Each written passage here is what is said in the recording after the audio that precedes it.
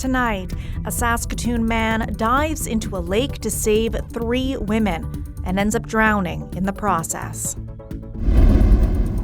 And as Saskatoon firefighters shoulder much of the burden of the city's homelessness crisis, some say the province needs to step up. Plus, Beauty and the Bees, a Saskatchewan filmmaker's ode to his beekeeping family, nabs him an award. This is CBC Saskatchewan News.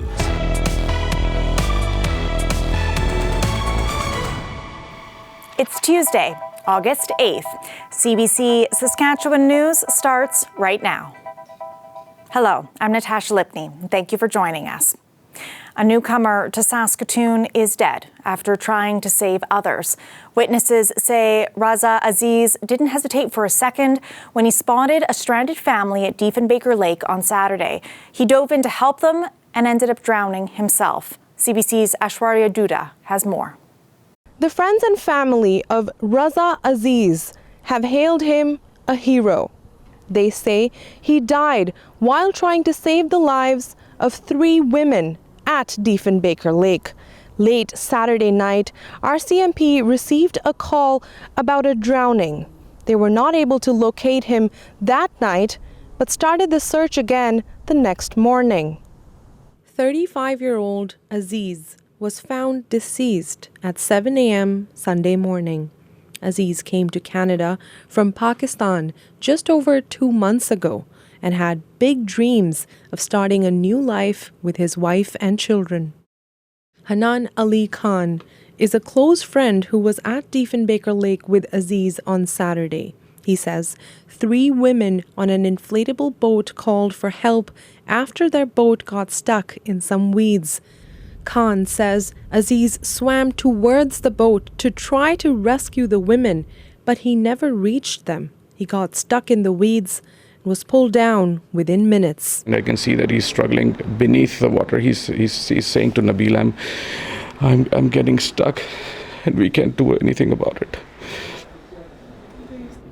The Islamic community came together Tuesday to mourn Aziz. Munib Khan has been close friends with Aziz since the day he landed in Saskatoon. He calls him a selfless soul. He was a gem of a person. I know if there's someone who I can trust about anything, he was the guy.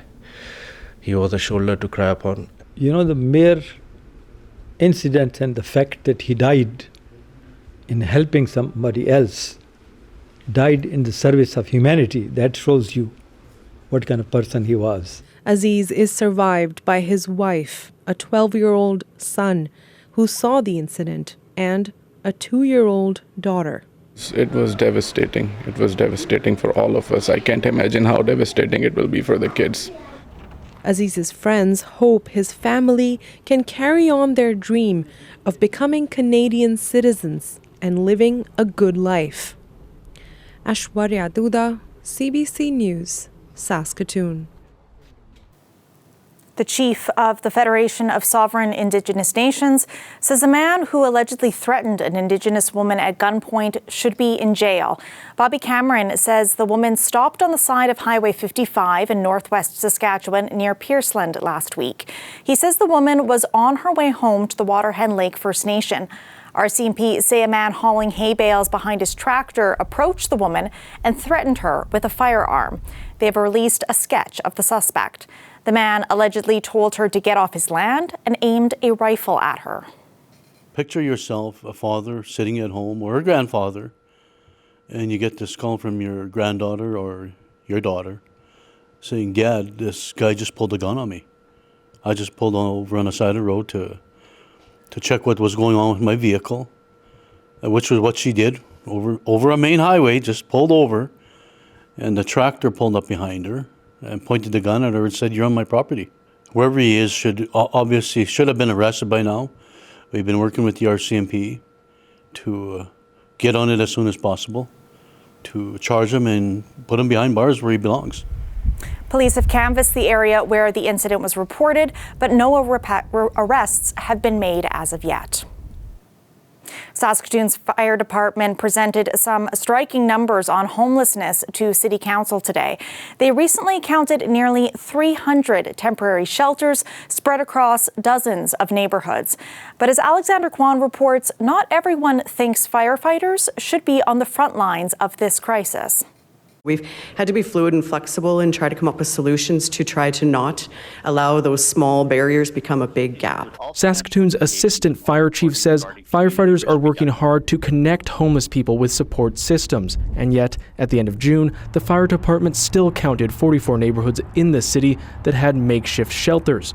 The fire department has been proactively collecting the data and presented the report to council Tuesday. Mayor Charlie Clark says most of this is not their job. This is now costing our department not only hundreds of thousands of dollars, but also time that they're not able to put into other things.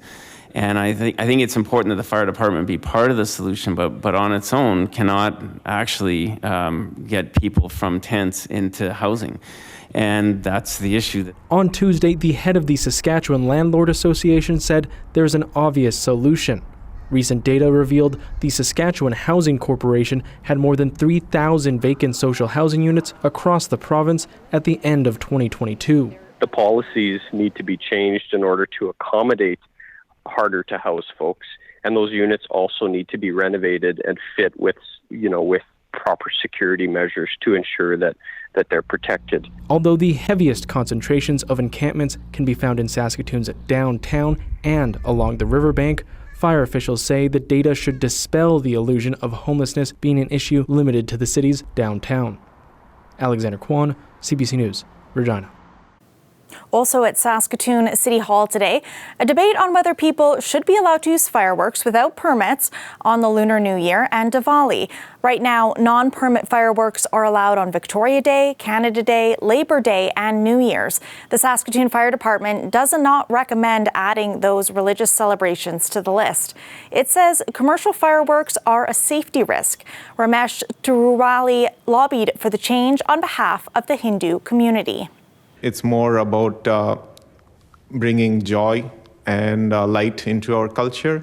And by bursting fireworks and using sparkles, we destroy evil around us. And that's a way we have been doing for many, many years.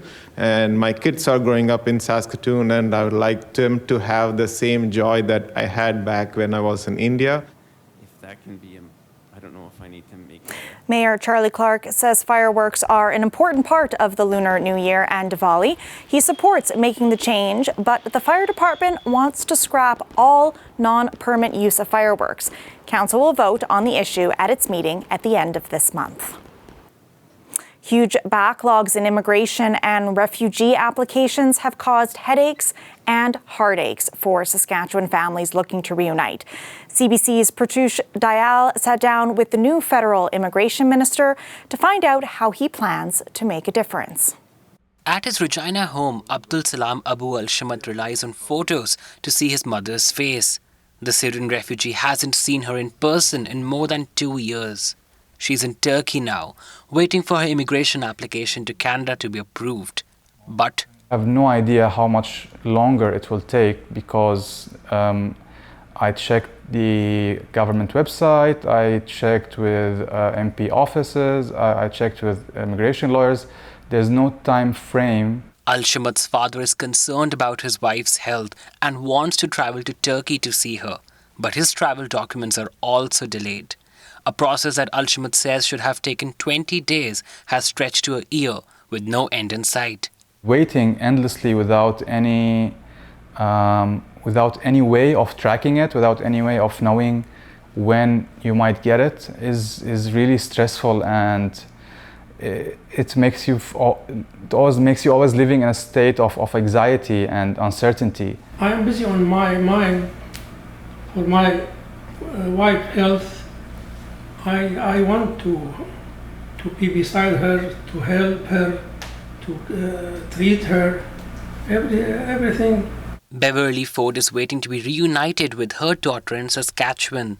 They have been waiting for more than 3 years for Ottawa to process their permanent residency application. I've never ever been separated like this, ever. in our family's history at all, So this was a hard pill to swallow for us. Ford is frustrated by the long wait and the lack of transparency. CBC questioned the new Federal Immigration Minister Marc Miller about that in an exclusive interview. Another recurrent issue is the poor communication, that people call, they email, they send GCMS notes, web forms, waiting on lines for hours. And sometimes, the department takes up to months and in few cases even years to respond. And how would you change that? Is communication a priority for your office right now? Absolutely. I mean, I think it's fair to say that in some respects, the way we do the actual day-to-day operation of immigration and refugee and citizen applications has not adapted to the 21st century. Miller says he hopes to modernize the system to expedite processing times and to improve communication with families. Al-Shamath hopes Miller can effect change and make the system more accountable. Pratyush Dayal, CBC News, Saskatoon. A mixed media mural has gone up in downtown Regina thanks to a mix of young artists. The Regina Open Door Society brought together more than 40 artists who are Indigenous or newcomers to create a series of tiles representing cultural harmony. They feature newcomers' portraits and national flowers from their home countries and Indigenous land and resources. 3 local artists helped guide them through this process. You can check out the artwork in the alleyway between Smith and Lawrence Streets on the corner of 11th Avenue. We'll be back after the break.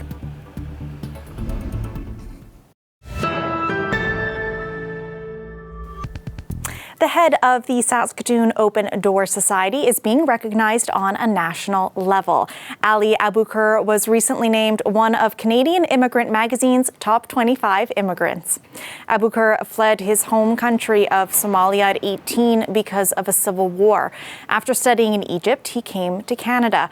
The 41-year-old says he's grateful for all of the support he received when he first immigrated here, and he wanted to give back to other newcomers. The Open Door Society helped him do just that. Fulfilling part is seeing those smaller goals, achieving those, seeing people saying, oh yeah, thank you very much for helping me, and now I'm able to do this, or now I have my first, I was able to rent my first house, or I learned how to drive, or I graduated, or I found my first job, and I became a Canadian citizen. So it's just, it's a journey, and you see how people progress and you see how people grow. Last fiscal, the Saskatoon Open Door Society helped more than 13,000 newcomers. Abukar was the only newcomer from Saskatchewan featured on the top 25 list. And Saskatchewan is also getting recognized for its talent on the silver screen. A filmmaker from Nipawin walked away with the award for Best Saskatchewan Short Film at the Regina International Film Festival over the weekend. Simon Garez wrote, acted in, and directed the film Gentle Hum of Spring. It's a portrait of a young Saskatchewan beekeeper struggling to maintain his colonies as the spring thaw approaches. Garez was inspired by his own upbringing in a beekeeping family in Nipawin. The filmmaker says he draws a lot of inspiration from the beauty of rural Saskatchewan and the connection he has to this land. This film, the final scene, takes place in my childhood home. So I went and I sat in the home. I tried to meditate in the home and try to reflect on memories I had of my childhood while I was in there, and ideas for the film came from that. Garez says he made the film in both French and English to honor his family's background. This weather update is brought to you by Capital GMC Buick Cadillac. Employee pricing is on now.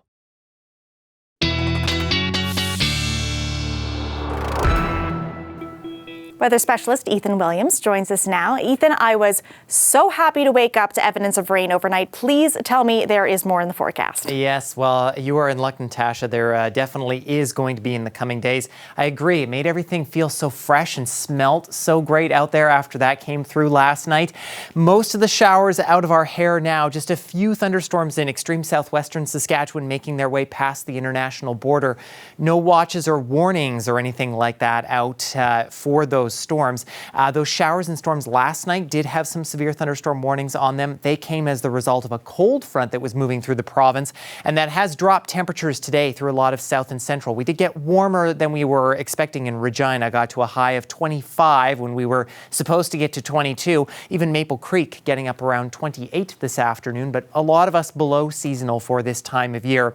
More rain expected to come in the next coming days, as I mentioned, as a result of a developing low pressure system in Alberta. We're going to start to see the remnants of that begin, or the starting of that overnight tonight, with cloud cover building into western Saskatchewan. Some showers starting to make their way through in the morning hours tomorrow in the south, including in Regina. Saskatoon, I think will stay mostly cloudy, but we should avoid the showers. Southeastern Saskatchewan, that getting to us by tomorrow afternoon, early tomorrow afternoon. And then things really get going as we head through Wednesday night into early Thursday morning, and then through the day Thursday as this system takes up a broad swath of the province. And rainfall amounts a little preliminary right now, but central and eastern sections, we could be seeing anywhere between 10 and 20 millimeters, maybe even a little bit higher than that in some locally heavier pockets, especially thunderstorms. And even northern Saskatchewan, a good 15 to 25 millimeters possible in the Churchill region. Winds picking up a little bit in advance of this tomorrow in western sections, gusting to 40 kilometers an hour, and then really getting going as that system starts churning its way through on Thursday. Now, that wind has been helping get rid of that forest fire smoke that we've been seeing in portions of the province. And through these next few days, winds shifting from the south going to help move that up. And we're seeing some lighter plumes now in northeastern Alberta, Saskatchewan, and portions of the Northwest Territories as well. So that should be staying out of our hair. And that is being helped by zonal flow in our jet stream, that's where the jet stream basically moves west to east. No big ridges or troughs. And that's going to be keeping our temperatures fairly similar over these next few days here in Regina and southern Saskatchewan especially. After that system passes us by, we'll still be a bit breezy, but temperatures staying roughly around normal for this time of year. For Saskatoon, again, I think we're just looking at a mostly cloudy day, but a little bit cool tomorrow than that system coming through Thursday before getting clearing on Friday, and then kind of seeing some transitions in between with some days of sunshine and rain, Natasha. So definitely a little more unsettled, but we definitely do need that rain. I definitely agree. Thank you so much for that, Ethan. You bet. And stay with us. We'll have more after.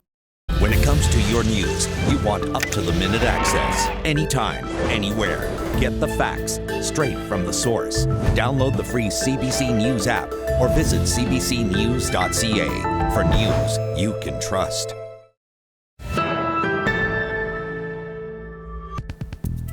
Welcome back. A group of Canadian news outlets, including the CBC, has filed a complaint about Meta with the federal competition Watchdog. The company is blocking news content on its platforms here. The move is in response to the new Online News Act, which requires tech giants pay news media for reposting their content. CBC's Marina von Stackelberg has more. Meta is now blocking Canadians from seeing news stories on their Facebook and Instagram feeds. A coalition of broadcasters and print publishers says that's uncompetitive. They want Canada's Competition Bureau to investigate. So it's an abuse of their dominant position. Essentially what they've done is they are denying news publishers and broadcasters audience in Canada, but moreover, because of that, they're also denying us advertising revenue at the same time. The group says Meta and Google make 80% of all digital advertising revenue in the country. Meta has called the new law unworkable. The only way we can reasonably comply with this legislation is to end news availability for people in Canada. But the federal government says a 6-month regulatory process is underway, and Meta doesn't have any obligations yet under the new law. We're engaged in that process. Google's engaged in that process. And what we would say to Meta is pick up a pen and get engaged. There's plenty of time to make sure that your input is in the regulations, so get in the game. The Competition Bureau says it has been monitoring Meta's actions. The federal regulator says it's gathering information about whether the company is violating the Competition Act. In a written response, a spokesperson says, as the Bureau's preliminary review is ongoing and there is no conclusion of wrongdoing at this time, it would be inappropriate to speculate as to potential outcomes, timing, or appropriate next steps. Experts say the Competition Bureau could force Meta to comply with the law. I think for Meta, it's really critical for them currently to hold their position because they know that Canada can set an important precedent internationally in terms of, the role of local news organizations, national news organizations. Competition bureaus in other countries have levied significant penalties to tech giants before. France fined Google €500 million in 2021 for failing to negotiate with news organizations there in good faith. But exactly what Canada's Competition Bureau will do or when it will act remains unclear. Marina von Stackelberg, CBC News, Ottawa. Many Hollywood movie and TV productions are on hold because of ongoing strikes.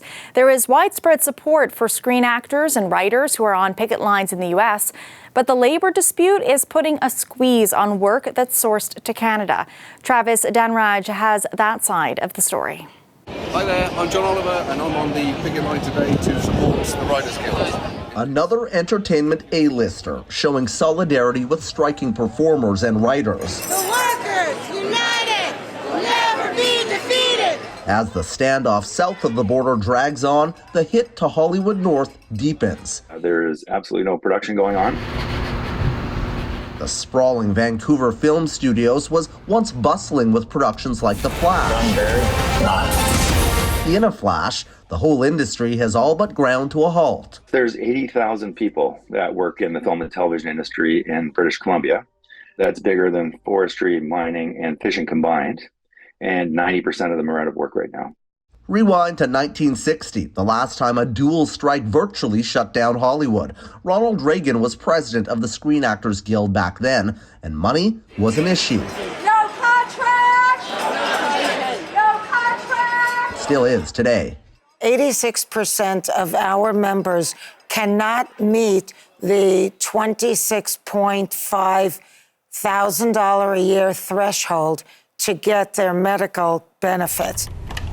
This time, cutting-edge issues are at play, including the use of artificial intelligence. It's necessary that this, labor action has happened in my mind. Many Canadians, like script supervisor Michael Williams, support the fight to limit big studios' use of AI. I got into this because I love telling stories, and just to simply give it to the robots, that's it's going to create, procedurally generated mediocrity. But does it have a point of view? Certainly not. The Toronto International Film Festival is just a month away. It will still go on, but without big U.S. stars if the strikes aren't settled. And right now, negotiations remain stalled. Travis Danraj, CBC News, Toronto.